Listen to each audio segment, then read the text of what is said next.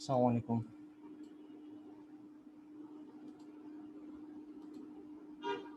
वालेकुम अस्सलाम।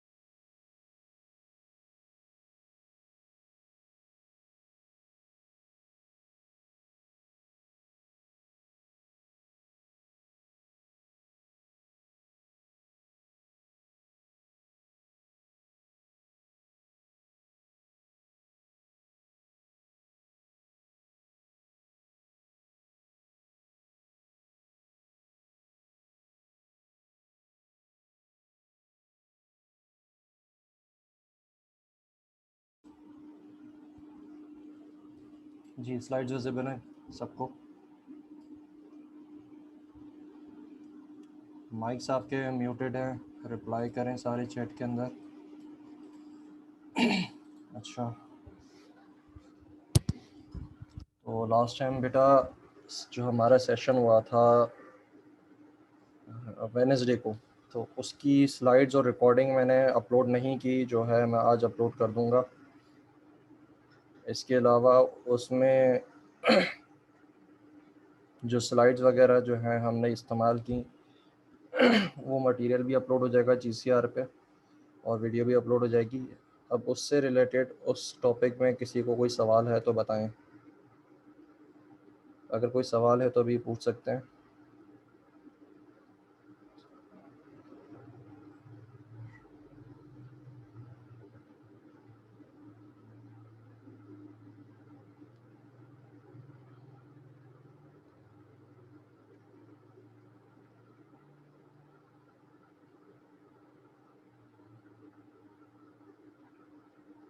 सॉकेट आज हम दोबारा देखेंगे। इस आज के लेक्चर में सॉकेट दोबारा इंक्लूडेड है। सॉकेट के अलावा कोई सवाल है तो बताएं।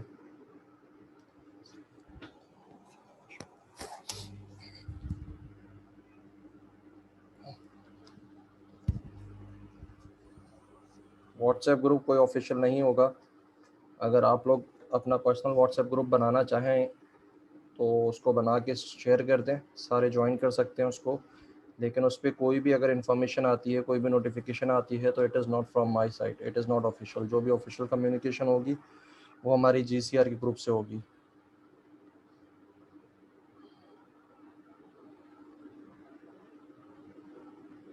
बिलाल वीडियो देख लेना, अगर पूरा लेक्चर मिस हो गया है तो पूरा लेक्चर तो रिवाइज नहीं कर सकते।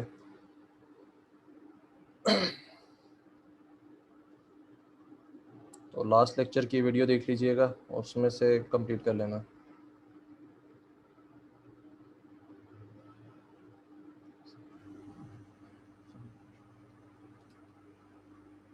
अच्छा, तो फिर कोई अगर सवाल नहीं है, हम स्टार्ट करते हैं लेक्चर नंबर 2 से। लास्ट टाइम हमारा इंट्रोडक्शन हमने टॉपिक कवर किया था, आज हमारा आईपी प्रोग्रामिंग बेसिक्स है। उससे रिलेटेड हमें जो थ्योरी पता होनी चाहिए उसके बारे में हम पढ़ेंगे, आईपी प्रोग्रामिंग से रिलेटेड। तो आईपी होता क्या है, डेफिनेशन लिखी हुई है बेटा, रीड करते जाओ, रीड करो इसको।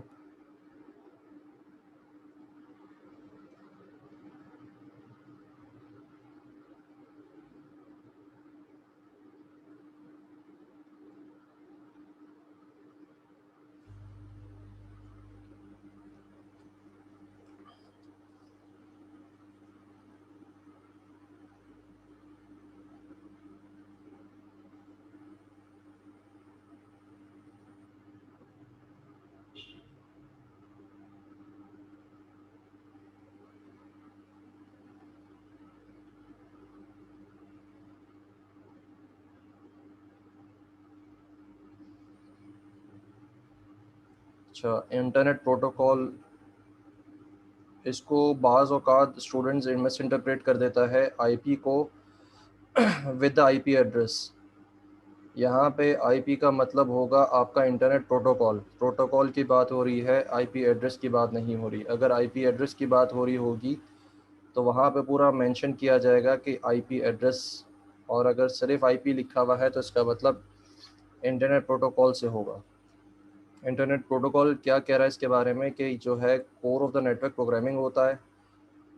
आईपी जो है वो एक तरीके का व्हीकल ट्रांसपोर्ट है। जिस तरीके से आपके पास व्हीकल के ऊपर ट्रांसपोर्टेशन होती है, इसी तरीके से डेटा का जो आपकी ट्रांसपोर्टेशन है बिटवीन टू सिस्टम्स, वो थ्रू आईपी मतलब इंटरनेट प्रोटोकॉल के थ्रू होता है। चाहे वो आपका लैन नेटवर्क हो या आपका वैन नेटवर्क हो। आईपी हम क्यों इस्तेमाल करते हैं, क्योंकि हमारे पास ये एक रोबस्ट टेक्निक है जो कि डेटा की कम्युनिकेशन इफ़ेक्टिवली इंश्योर करता है। ठीक है।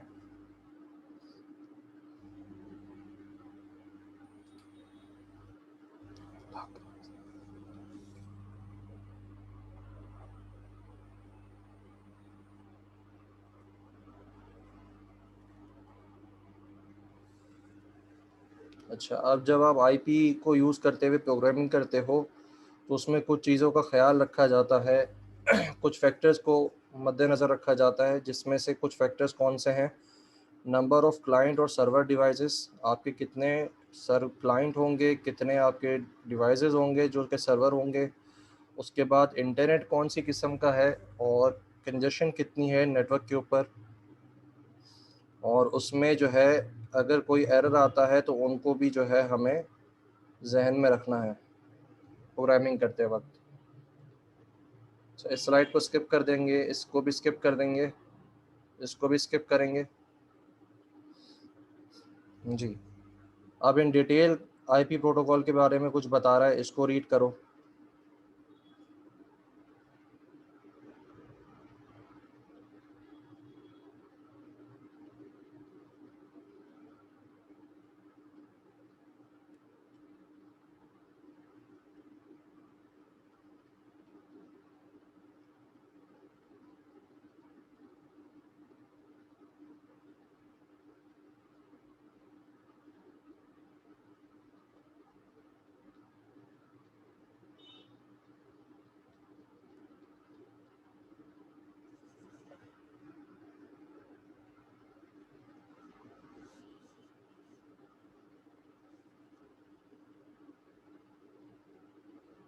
हम्म।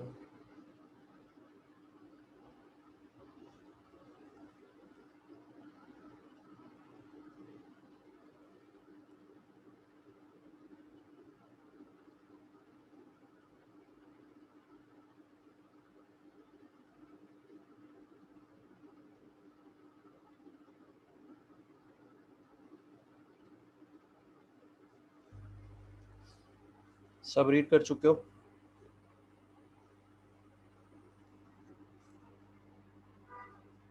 दो ही बच्चों ने रिप्लाई किया है, बाकी सब रीड कर चुके हो क्लास?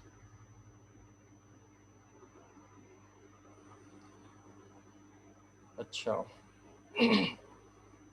यहाँ पे इन डिटेल आपके पास क्या बता रहा है कि आईपी जो है आपके पास एक प्रोटोकॉल है जो कि सेट ऑफ रूल्स हैं, जो कि किस लिए इस्तेमाल होते हैं, राउटिंग ऑफ द पैकेट्स और द डेटा जो कि हमारे पास नेटवर्क के अक्रॉस जो है हमें सेंड करने होते हैं।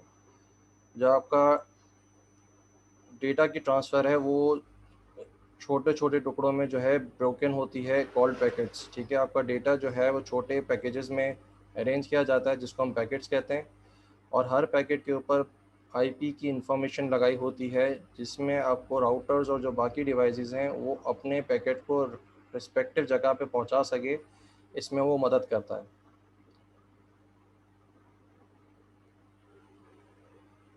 तो जो भी आपके पास नोड होगा या आपका जो भी डिवाइस होगा जो कि आपके नेटवर्क पे कनेक्ट होगा, चाहे आपका राउटर हो, स्विच हो, या आपका कंप्यूटर हो, even your servers, your laptops, mobiles भी, जो भी आपके पास डिवाइस होगा जो नेटवर्क पे कनेक्ट होगा, तो हर एक के पास एक आईपी एड्रेस होगा जो कि डायरेक्ट करता है आपके पैकेट को, जिसमें बताया जाता है कि सोर्स कौन सा है और डेस्टिनेशन कौन सा है। उसके बाद जब आपका एक पैकेट एक डेस्टिनेशन पे पहुंच जाता है तो उसका जो ट्रांसपोर्ट प्रोटोकॉल होता है उस पर फिर वो अप्लाई किया जाता है। आईपी प्रोटोकॉल जो है ट्रांसफ़र तक इस्तेमाल होता है। जैसे ही पैकेट ट्रांसफ़र हो गया उसके बाद उस पैकेट के ऊपर जो आपका ट्रांसपोर्ट प्रोटोकॉल है वो अप्लाई होना शुरू हो जाता है। तो आईपी आपके पास जो है उसको डेस्टिनेशन वगैरह बता देता है, फिर ट्रांसफ़र प्रोटोकॉल उसको बताता है कि अब इसके सेशंस किस तरीके से बनेंगे और किस एप्लीकेशन में यूज़ होगा और इसको किस तरीके से इंटरप्रेट करना है। और ट्रांसपोर्ट प्रोटोकॉल में आपके पास कौन से प्रोटोकॉल्स आ जाते हैं, एक टीसीपी आ जाता है और एक दूसरा यूडीपी प्रोटोकॉल आ जाता है। तो आपका एक नेटवर्क पैकेट किस तरीके से दिखता है, और नेटवर्क पैकेट आपका कुछ इस तरीके से दिखता है जिसमें सबसे पहले जो है डेटा इनिशियली कहाँ से जनरेट होता है, आपकी एप्लीकेशन से। आई होप मेरा माउस पॉइंटर सबको दिख रहा है।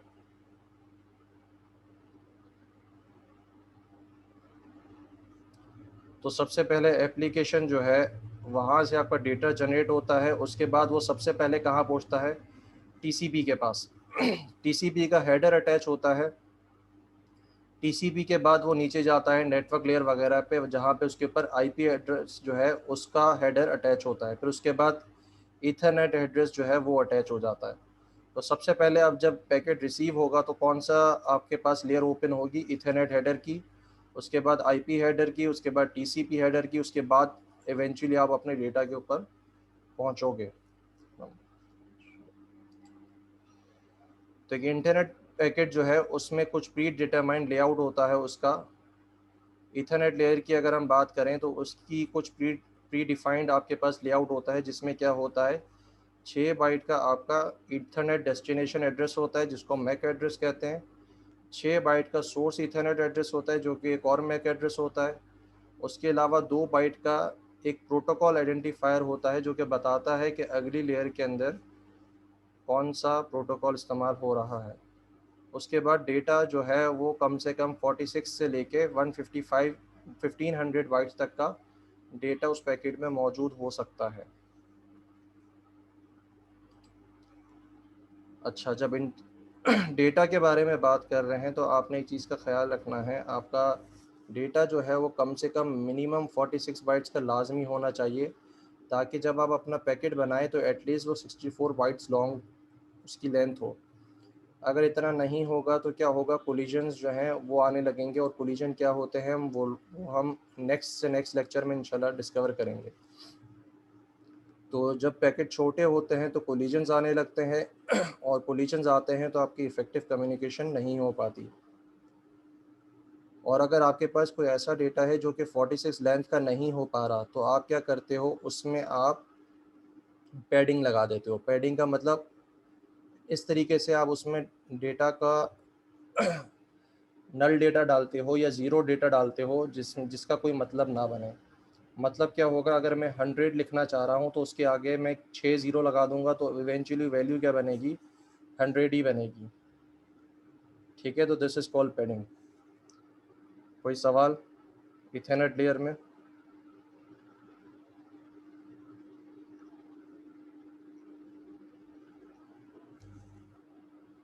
ओके, अब इथरनेट एड्रेस क्या होता है? इथरनेट एड्रेस अभी हम ऊपर पढ़ के आए हैं यहाँ पे।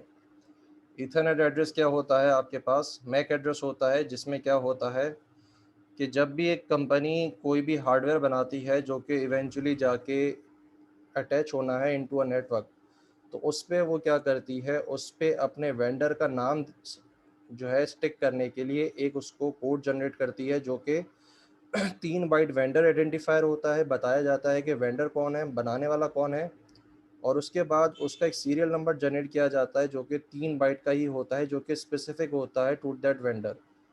तो वो अपने सीरियल नंबर उस पर अटैच करता है। तो इन दोनों को मिला के एक आपका क्या बनता है, मैक एड्रेस। तो मैक एड्रेस के 2 पार्ट्स होते हैं। शुरू का जो पार्ट होता है वो आइडेंटिफायर होता है वेंडर का, वेंडर आइडेंटिफायर, जिसको OUI भी कहा जाता है। और आखिरी का जो 3 पार्ट है, 3 बाइट्स का पार्ट है, उसको हम सीरियल नंबर कहते हैं। तो ये कुछ एग्जांपल है आपके पास मैक आइडेंटिफायर की, वेंडर्स की इंफॉर्मेशन जो है शुरू के 3 बाइट्स, उनकी कुछ एग्जांपल है कि अगर सिस्को होगा तो उसका आइडेंटिफायर पैकेट में ये होगा, केबलट्रॉन होगा तो उसके मैक एड्रेस में ये होगा, TRW होगा तो उसके मैक एड्रेस में ये होगा। अच्छा, मैक एड्रेस क्या होता है, इसकी डेफिनेशन रीड कर लो।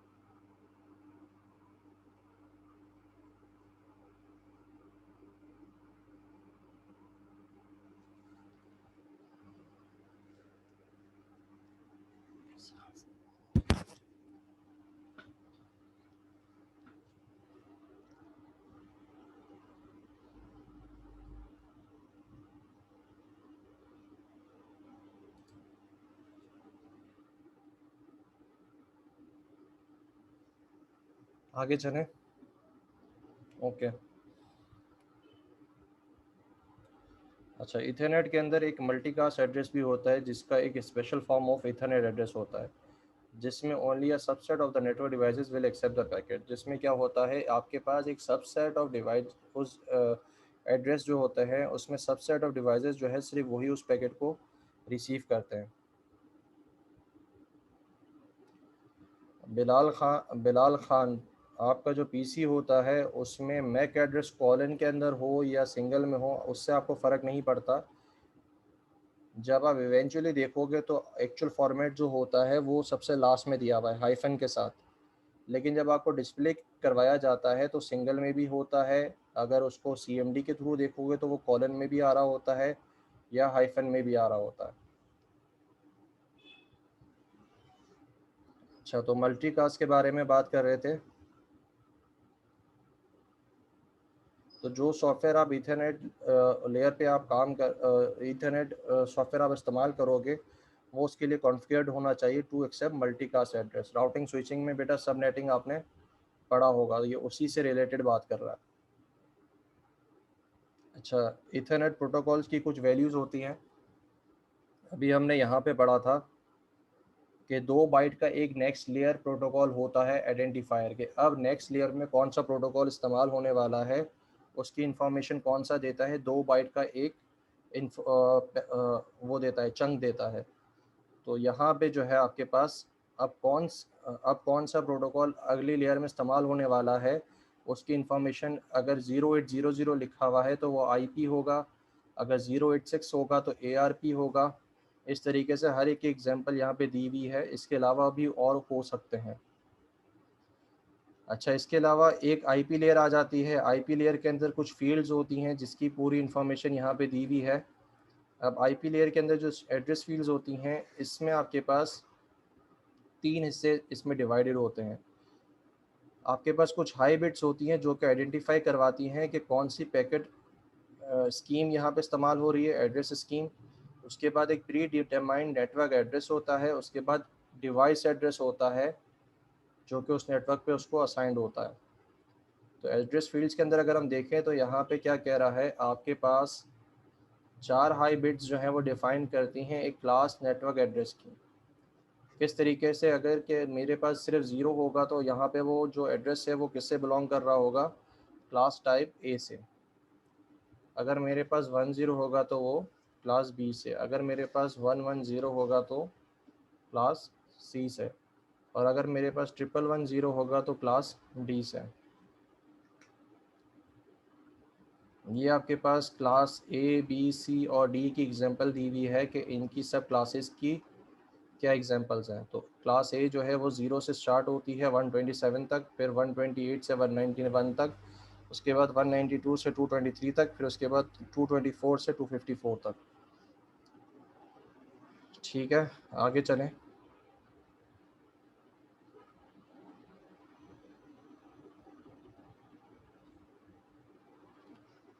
उसके बाद फ्रेगमेंटेशन फ्लैग्स आ जाते हैं इसी लेयर के अंदर। इसको रीड करो।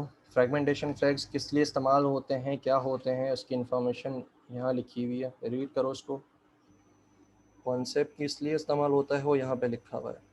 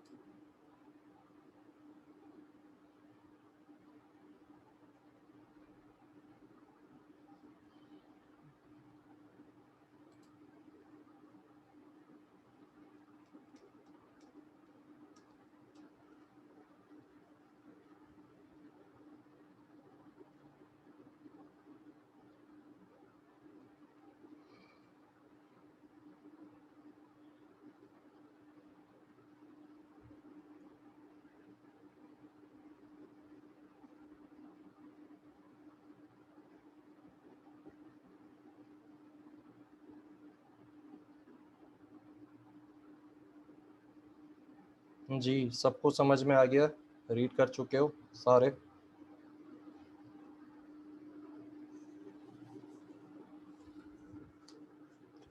तो सबसे पहले क्या कह रहा है कि कॉम्प्लेक्सिटीज़ आईपी पैकेट्स के अंदर बहुत ज़्यादा होती हैं जो कि उससे रिलेटेड, उसकी साइज़ से रिलेटेड होती हैं। The maximum size of N IP packet जो कि है कितनी है, 65,536 बाइट्स।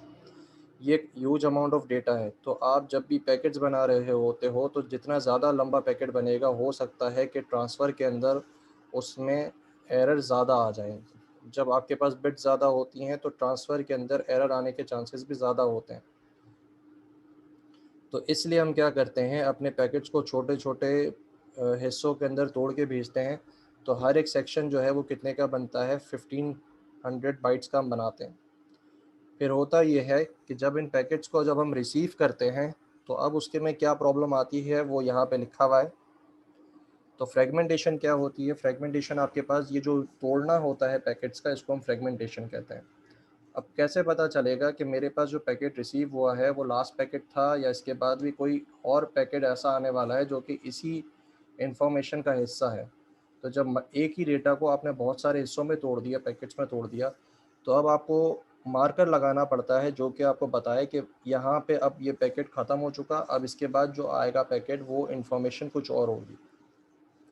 तो फ्रेगमेंटेशन जो है वो 3 फील्ड्स के थ्रू अचीव होती है आईपी पैकेट के अंदर, जिसको हम फ्रेगमेंटेशन फ्लैग्स कहते हैं। पहला होता है फ्रेगमेंटेशन ऑफसेट फ्लैग, उसके बाद एंड द आइडेंटिफिकेशन फील्ड्स। उसके बाद जो है fragmentation flag consist of 3 1 bit flags, जिसमें आपके पास जो है रिजर्व फ्लैग होता है जिसका हमेशा वैल्यू जो है 0 होनी चाहिए। एक डॉन फ्रेगमेंट फ्लैग, मतलब ये पैकेट लास्ट है, इसके बाद अब कोई डेटा जो है नहीं आने वाला, ये पूरी इन्फॉर्मेशन इसी पैकेट के अंदर है, इसको हम कहते हैं डोंट फ्रेगमेंट फ्लैग। और इसके साथ अगर कोई फ्रेगमेंट आने वाला है, मतलब थर्ड किस्म कौन सी है, जिसमें अगर कोई ऐसी इन्फॉर्मेशन है जो कि एक से ज़्यादा पैकेट के ऊपर डिपेंड करती है, तो उसको हम कहते हैं कि मोर फ्रेगमेंट फ्लैग, मतलब इसके बाद भी मज़ीद पैकेट्स आएंगे इसी इन्फॉर्मेशन से रिलेटेड। ये 3 फ्लैग्स क्लियर हो गए, क्योंकि इसको हम बाद में इस्तेमाल करने वाले हैं प्रोग्रामिंग के अंदर। जी।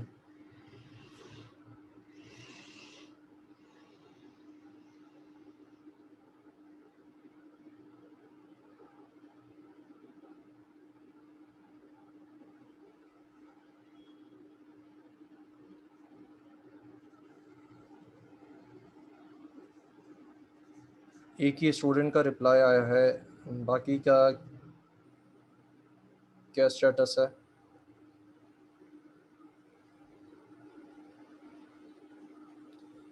रिजर्व फ्लैग बेटा, रिवर्स फ्लैग नहीं, रिजर्व फ्लैग। रिजर्व का मतलब ये जो है, इसको हम एक तरीके से हम पैडिंग छोड़ देते हैं, बाद में अगर कहीं यूज़ करना हो प्रोटोकॉल में तो उसको हम इस्तेमाल कर सकते हैं।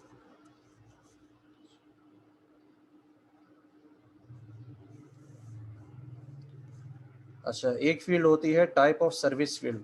अब इसमें क्या होता है, इसको रीड करो।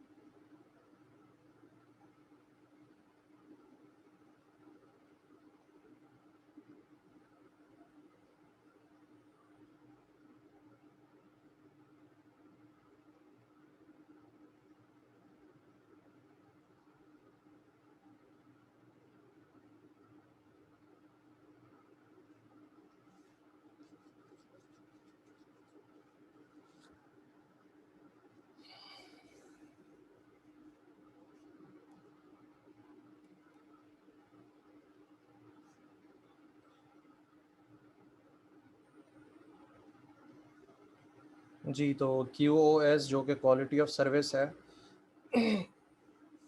उसमें क्या होता है, हर पैकेट जब भी रिसीव होता है तो उसको प्रोसेस किस तरीके से करना है, उसका जो सर्विस टाइप है वो सिलेक्शन कहाँ से होती है, सर्विस फील्ड से। यहाँ पे प्रोसेसिंग का मतलब क्या है कि अगर कोई पैकेट बहुत ज़्यादा इम्पोर्टेंट है तो उसको हम पहले जो है वो करेंगे, प्रोसेस करेंगे। अगर कोई पैकेट जो है लेस इम्पोर्टेंट है तो उसको हम थोड़ा डिले पे भी डाल सकते हैं। या अगर मैं high high high high throughput अगर हमें उस पर रखना है तो हम उसके लिए भी बिट सेलेक्ट कर सकते हैं। इसी तरीके से जो है कुछ यहाँ पे मेंशन्ड है कि आप प्रेसिडेंस वगैरह किस तरीके से सेट कर सकते हो कि 3 बिट्स जो हैं वो आपके पास प्रेसिडेंस फील्ड होती हैं। एक बिट जो होती है वो डिनोट करती है कि जो इसमें डिले है वो किस तरीके का रखना है, नॉर्मल डिले या लो डिले। उसके बाद आप जो है थ्रूपुट बता सकते हो कि नॉर्मल रखना है या हाई रखना है। एक बिट होता है आपके पास रिलायबिलिटी का, नॉर्मल या हाई। 2 बिट्स होते हैं रिजर्व फॉर फ्यूचर यूज़, किसी और चीज़ के लिए अगर आप इस्तेमाल करना चाहें तो उसको इस्तेमाल कर सकते हैं।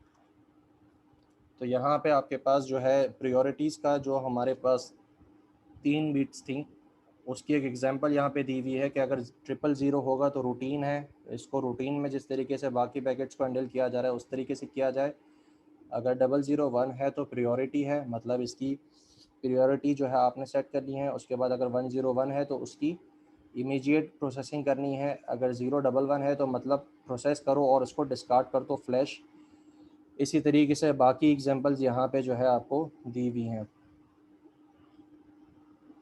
उसके बाद प्रोटोकॉल फील्ड जो है यहाँ पे बताई हुई है कि अगर मेरे पास 1 होगा तो इंटरनेट कंट्रोल मैसेज होगा, 2 होगा तो ये होगा, एंड रिस्पेक्टिव बाकी चीज़ों का। अब आ जाते हैं टीसीपी लेयर के ऊपर।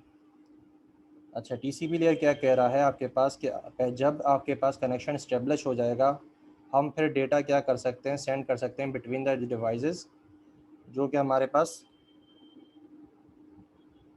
पैकेट्स का हमें एप्लीकेशन जो है फिर उससे बरीउल ज़िम्मा हो जाता है कि हमें चेक नहीं करना पड़ता कि जो पैकेट लॉस हुए हैं या आपके पास पैकेट जो हैं आउट ऑफ ऑर्डर है उनका हमें एप्लीकेशन लेवल पे ख्याल नहीं रखना पड़ता। टीसीपी प्रोटोकॉल जो है वो खुद ही उसको हैंडल कर रहा होता है। तो नेटवर्क प्रोग्रामिंग के लिए आपको जो है अच्छा खासा अंडरस्टैंडिंग होनी चाहिए कि टीसीपी किस तरीके से काम करता है, स्पेशली जो है डेटा की ट्रांसफ़र के अंदर बिटवीन 2 डिवाइसेस।